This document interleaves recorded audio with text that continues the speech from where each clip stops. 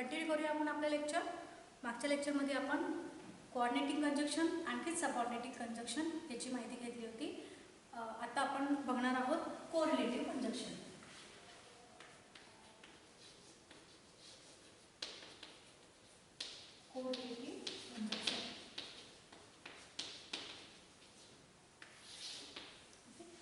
कोरिलेटिव्ह कंजक्शन्स शब्दावरूनच कळतं. रिलेटिव्ह म्हणजे रिलेशन, म्हणजे हे पेअर्समध्ये यूज केले जातात. हे पेअरमध्ये एकत्र यूज केले जातात. ते आयडिया येईलच तुम्हाला. आता आपण जसं पुढे लेक्चर बघणार आहोत. So it is always use in pairs. मग ते दोन शब्दांसाठी दोन फ्रेजेस, दोन वाक्य जे काही जोडायचं असेल पण पेअरमध्ये जोडले जातात. ओके, वन बाय वन आपण बघूया कोरिलेटिव्ह कंजक्शनमध्ये. तर पहिलं आपलं आहे आयदर ऑर. इधर ऑर म्हणू शकता, either or. Okay, so either or म्हणजे हे किंवा ते, जिथं चॉईस आहे हे किंवा ते. आयदर हे किंवा ते. Okay, for example you can go either Pune or Mumbai.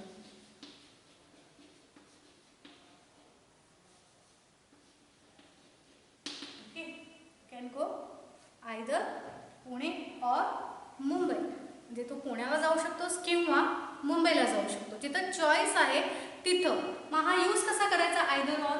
ज्या दोन गोष्टीसाठी आपली चॉईस आहे, ज्या दोन शब्दांमध्ये आपल्याला चॉईस करायचा आहे, तर त्याच्या पहिला आता इथं पुणे आणि मुंबईमध्ये चॉईस आहे.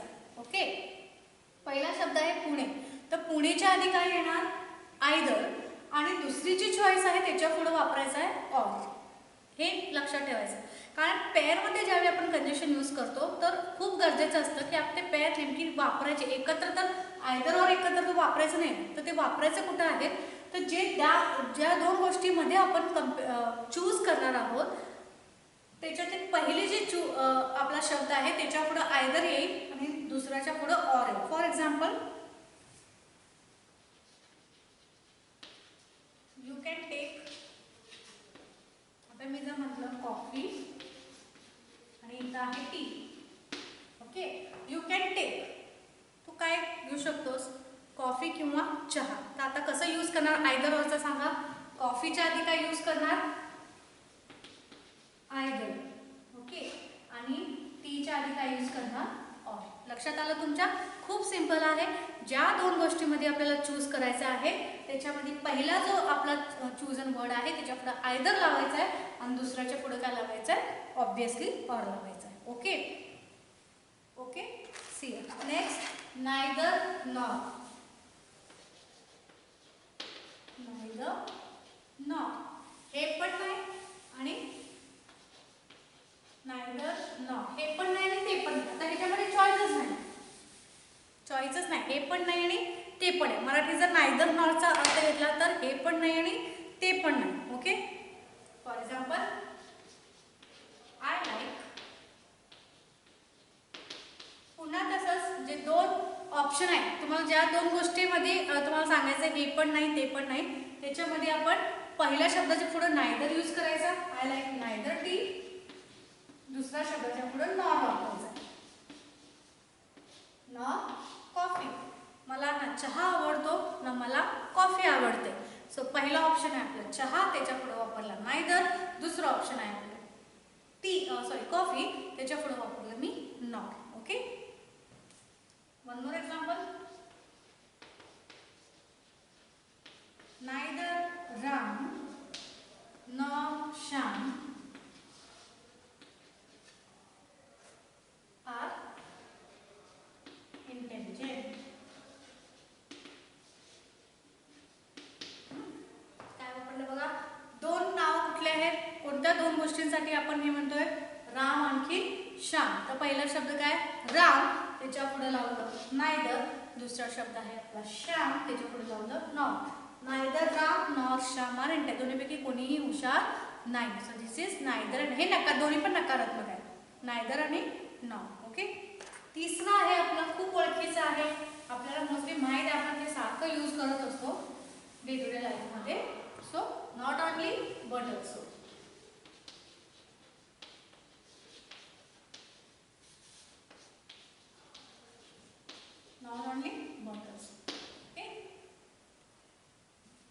ओनली बट असं म्हणजे कसं आपण त्याचा वापर करतो, हे पण नाही तर ते पण, म्हणजे हे पण नव्हे तर ते पण, दोन्ही पण. ओके, नॉट ओनली, फक्त हे नव्हे तर ते पण, अशा अर्थाने ज्यावेळी आपण बोलत असतो त्यावेळी आपण नॉट ओनली बट ऑल्सोचा वापर करतो. ओके, एक्झाम्पल बघा.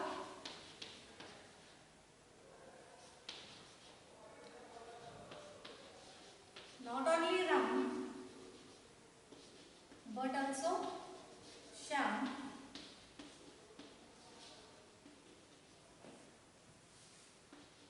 are intelligent.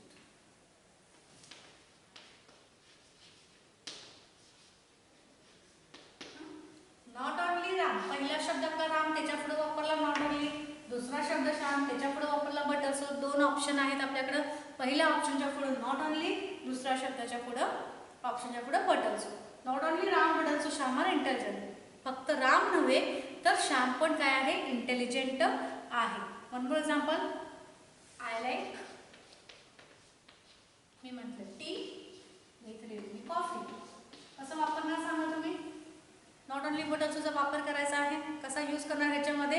आय लाईक काय येणार इथं, not only. I like not only T काय येणार, बट ऑल्सो कॉफी. खूप सोपं आहे. दोन ऑप्शन आहे, त्याच्या पुढे आपण दोन्ही पेरचा वापर व्यवस्थित करायचा.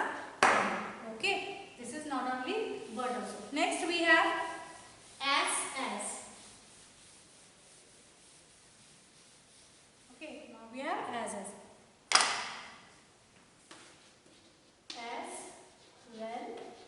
as,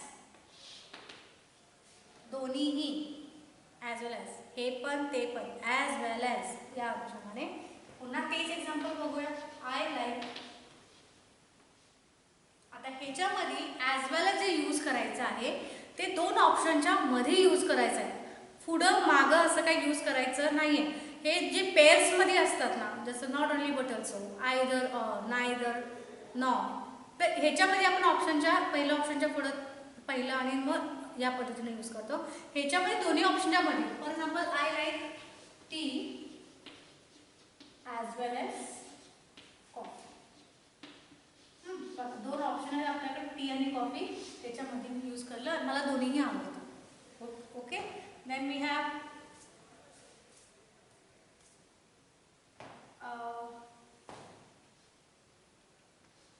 Ram as well as Shyam.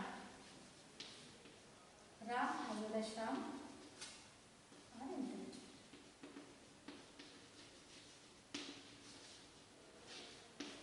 Ram as well as Shyam are intelligent. दोन्हीही हुशार आहेत. Okay. Now we have next one is both and.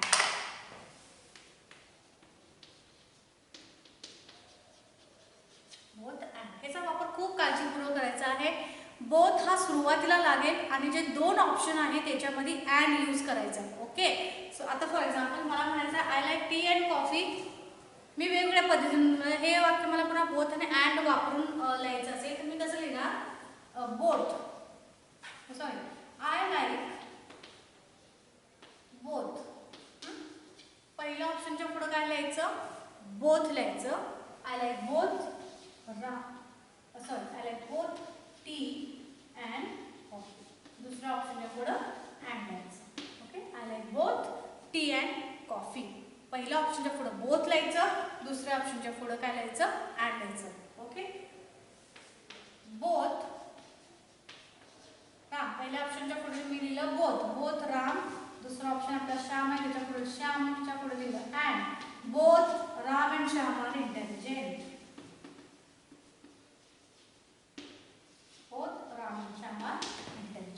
Okay, लक्षात आलं. बोथ जसं आपण आयदर ऑरचा वापर नायदर नॉरचा केला त्याच पद्धतीनं पहिल्या ऑप्शनच्या पुढे बोथ, सेकंड ऑप्शनच्या पुढे अँडचा वापर करायचा. Okay, now next we have as आणि ॲज. आपण ॲज वेल एज पाहिलं, आता आपण बघणार आहोत ॲज आणि ॲज. ओके, ह्याचा वापर आपण कसा आहे. For example I like like you as much as. आता ह्या ॲज आणि ॲजमध्ये मच ह्याचा वापर केला जातो. I like you as much as you. Okay, मला तू तेवढाच आवडतो जेवढं तुला मी आवडतो. Okay, so I like you as much as you. So as आणि ॲजच्या मध्ये आपण यूज केला मच. आता पहिल्या याच्यामध्ये ॲज आणि ॲजच्या मध्ये आपण वेलचा वापर केला, ॲज वेल ॲज. ओके, इथं आपण यूज केला ॲज मच ॲज, म्हणजे आपण यूज केला much. Okay, so I like you as much as you. ह्या पद्धतीने जेवढं तू म्हणजे समप्रमाणात. ओके, इक्वल रँकवर आहोत आपण. देन वी हॅव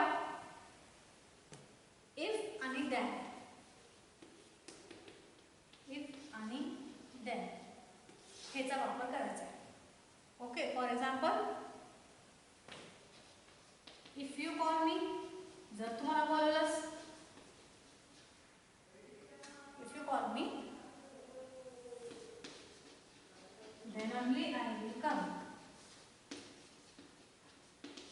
इफचं वाक्य लक्षात आहे का? काय सांगितलं मी? इफचं वाक्य असेल तर पुढचं वाक्य फ्युचर टेन्स मध्ये असतं, म्हणजे तिथं विल यायलाच पाहिजे आणि विल असेल तिकडे इफ आलंच पाहिजे. Okay, so if you call me then only I will come. आता ह्याच्यामध्ये कसा वापर केलाय? पहिल्या वाक्यामध्ये दोन्ही वाक्य आहेत, एका वाक्यामध्ये इफ आलं पाहिजे, एका वाक्यामध्ये देन आलं पाहिजे. ओके, म्हणजे दोन वाक्य जर असतील तर त्याच्यामध्ये कुठलंही, आता for example, one more example.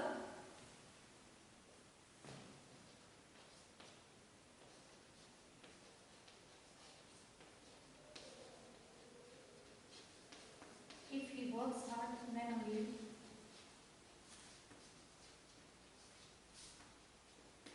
he pass. If he works hard, जर त्याने मेहनत केली तरच तो काय होणार आहे? पास होणार आहे. लक्षात आलं? एक वाक्य पॉझिटिव्ह वाक्यामध्ये इफ आलं पाहिजे आणि जे फ्युचर टेन्सचं वाक्य आहे त्याच्यामध्ये काय आलं पाहिजे?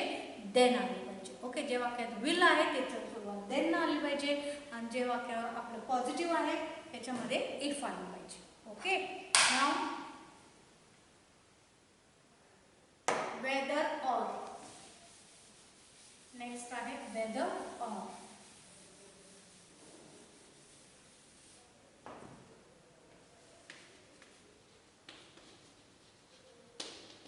वेदर आणि ऑर म्हणजे आपण म्हणतो ना की शिक्षक ठरवतील हे करायचं आहे की नाही करायचं, हे काम पूर्ण करायचं आहे की नाही करायचं आहे, ह्या अनुषंगाने आपण म्हणतो whether or. Okay, for example he will decide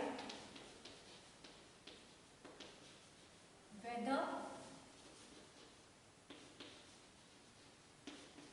to go Pune or not. Okay, म्हणजे तो ठरवेल की पुण्याला जायचं आहे की नाही जायचं आहे. तर या अनुषंगाने मी वेदर आणि ऑरचा, तर वेदर कुठे वापरला बघा, की आपलं जे ऑप्शन आहे त्याच्या आधी आपण ते यूज केलेला आहे आणि जो नेगेटिव्ह टॅग आहे आपला तो ऑर नंतर यूज केलेला आहे. ओके, वन मोर एक्झाम्पल बघा. टीचर विल टेल, शिक्षक सांगेल. ओके, वेदर, वेदर मग सुरुवात आली आपली weather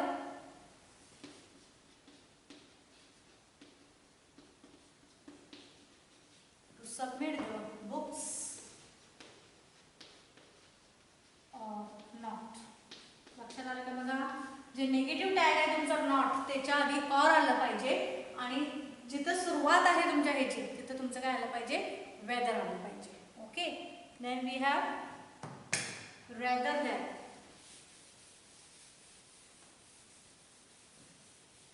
and we have rather.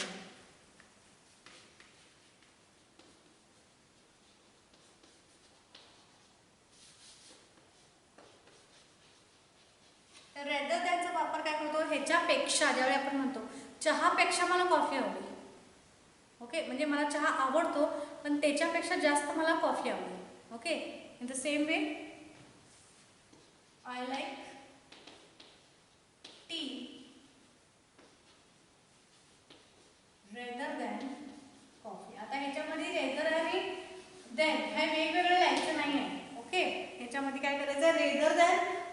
एकत्रच यूज करायचं आहे. दोन्ही ऑप्शनच्या मधी रेदर दॅन यूज, रेदर आधी आणि देन नंतर असं नाही लिहायचं. Okay. I like T rather than coffee. मला चहा आवडेल, कॉफीपेक्षा मला चहा आवडेल. Okay. One more examples here. She will prefer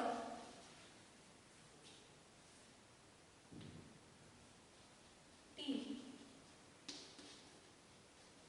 rather than coffee.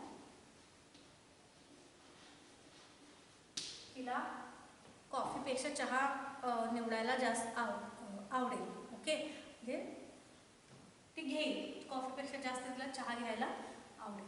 Okay. What is this is rather and then. So guys, हे आहे आपलं कोरिलेटिव्ह कंजक्शन. खूप थोडे आहेत जे पेअर्समध्ये यूज केले जातात.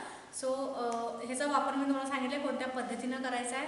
थोडके आहेत either or, neither nor, rather than, if then, whether or, okay, as well as much as. Sir ह्या पद्धतीने थोडेसे आपण ते कोरिलेटिव्ह कंजक्शनची माहिती घेतलेली आहे. काही एक्झाम्पल्स आहेत, आपण सोडून बघूया. त्यानंतर तुम्हाला एक्सरसाइज सोडवून दिली जाईल. You have to just note down. Okay.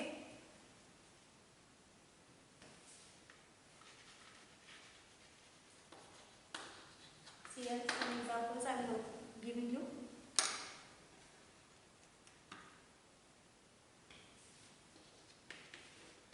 Sachin scored more, okay, after getting tips from coach. दूसरा बड़ा example.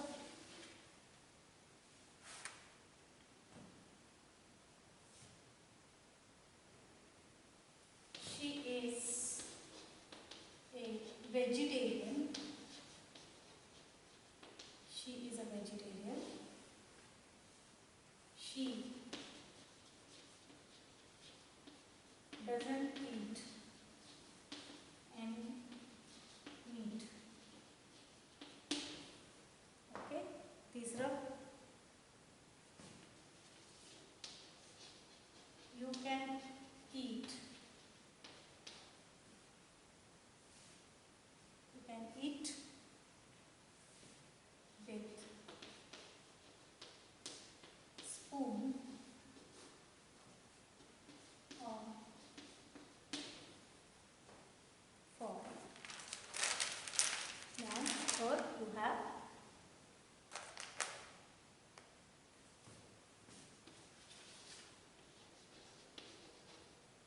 the management will decide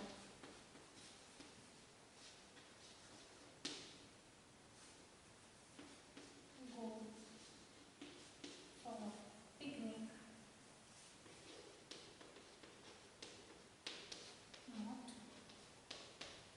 Next,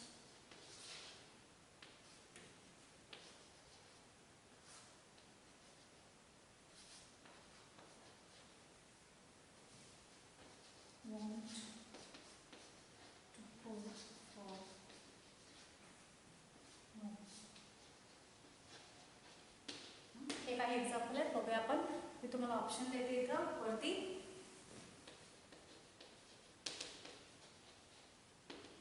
Neither nor, after, so, then, or. Okay, झाले 1 2 3 4. So one more is there, whether or.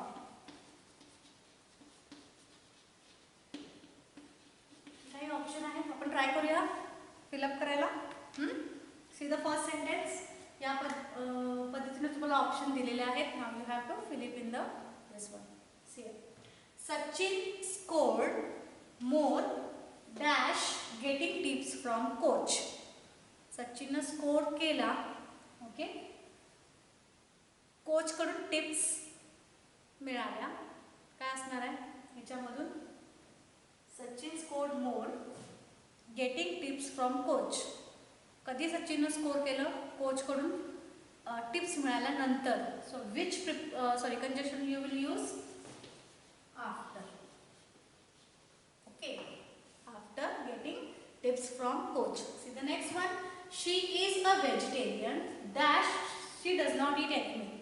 ती vegetarian आहे, ती मीठ खात नाही. आता एक कॉज आहे आणि त्याचा एक इफेक्ट आहे. कॉज आणि इफेक्टचं कॉम्बिनेशन असेल तर आपण काय यूज करायचं आहे तिथं? शी इज अ व्हेजिटेरियन. ती व्हेजिटेरियन आहे म्हणून ती कुठल्याही प्रकारचं मीठ खात नाही आहे. म्हणून साठी आपण कुठलं प्रिपोजिशन कंजक्शन यूज करायचं आहे? So. Okay, you can eat with spoon dash fork. Okay, तुम्ही किंवा तू चमच्यानं खाऊ शकतेस किंवा काट्या चमच्यानं खाऊ शकतेस. सो किंवासाठी आपण ऑप्शन आहे. सो ऑप्शनसाठी आपण कुठला कंडिशन यूज करायचा आहे? Or. You can eat with spoon or fork. Then the management will decide dash to go for picnic dash not. Management हे निश्चित करणार की पिकनिकला जायचं आहे की नाही जायचं आहे. तर जायचं आहे की नाही जायचं आहे हे जे ऑप्शन आहे मराठीतला त्याच्यासाठी आपण मी सोपं सांगितलं की नॉट असेल तर त्याच्यापुढं आपण जो कंजक्शन यूज करतो तो ऑब्व्हियसली ऑर यूज करतो. आणि ऑर बरोबर आपल्याला काय तिथं आहे? जायचं आहे की नाही म्हटलं whether to go for picnic or not. The last one माहिती राहिलं काय? Neither not. Neither he nor she want to go for movie. ना तो ना तिला दोघांनाही पिक्चरला जायचं नाही. So it is neither he nor she. Okay guys, so I hope तुम्हाला कंजक्शन हा टॉपिक कळला असेल. If you have any queries you can ask on a group and you can call also. So exercise तुम्हाला assignment जे दिले जाणार ते solve करूनच दिले जाणार आहे. तुम्ही ते फक्त व्यवस्थित नोट डाऊन करून ठेवायचं आहे. द पर्पज इज दॅट की आपल्याला जे टॉपिक आहे जी प्रॅक्टिस करायची ते आपण ॲक्च्युली इथं येऊनच करायची आहे. सो कन्फ्युजन होऊ नये त्यासाठी आपण असाइनमेंट तुम्हाला देत आहोत. ते वेळोवेळी तुम्ही ते कंप्लीट करायची आहे. So I hope once again की आपल्याला कंजक्शन थोडक्यात सांगते. कंजक्शन हा असा कशासाठी यूज केला जातो? दोन शब्दांना, दोन वाक्यांना, दोन क्लॉजेसना वगैरे एकत्र आणण्यासाठी हा याचा वापर केला जातो. 3 प्रकारचे कंजक्शन आहेत. कोऑर्डिनेटिंग कंजक्शन जे इक्वलंट व सेंटेन्स वर्ड्सना जोडण्यासाठी केला जातो. सबऑर्डिनेट कंजक्शनचा वापर जे एकमेकावर डिपेंड असतात वाक्य अर्थपूर्ण होण्यासाठी तिथं. आणि कोरिलेटिव्ह हे पेअरमध्ये यूज केले जातात. ते पेअरमध्येच येतात. नायदर नॉर आयदर असे पेअर्स असतो त्यांचा आणि त्या अनुषंगाने ते तिथं वापरले जातात. Okay, so thank you so much. पुन्हा आपण भेटू एक नवीन सेशनमध्ये एक नवीन लेक्चरसोबत. Thank you so much.